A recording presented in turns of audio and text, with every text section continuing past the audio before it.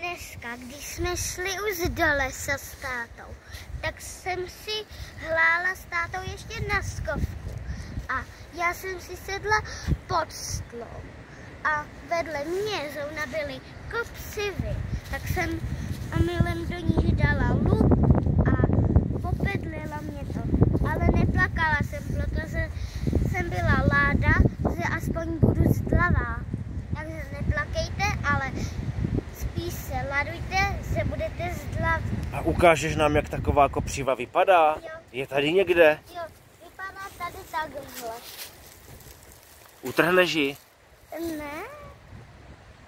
Proč? Tak já to teda zkusím.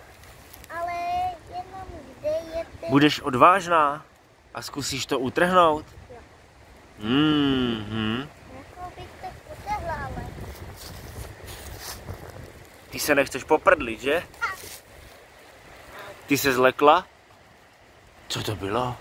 Kouslo ti něco? Ne, tak tahle kopřiva. Já, to není kopřiva. Co to je? Hluchavky? Ano, hluchavka. A hluchavka? Prdlí? Ne. Neprdlí. Dokonce hluchavku můžete sněst. Dáš si, Majdo? Jo?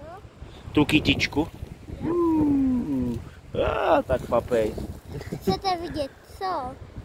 Tady tenhle fialový květ. Je sladký? Asi ne. Když ho vyplivla.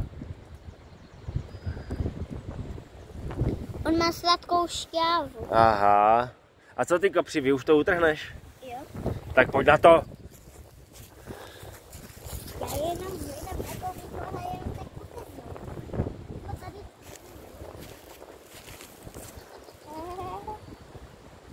Odvahu, děvče. Jo. Já jenom chci, aby se odkryly ty ústky.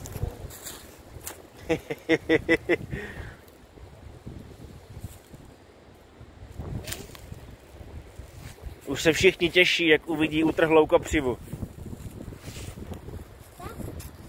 Tada! Maruška utrhla kopřivu, chvilku to trvalo, sbírala odvahu a co? Jsi poprdlená. Ne. A víš proč? Ne. Protože ta kopřiva prdlí hlavně na listech ze spodu.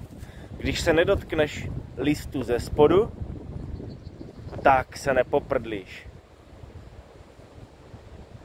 Tak jo, pokračujem. Jo. A s tou kopřivou. Výborně, dár.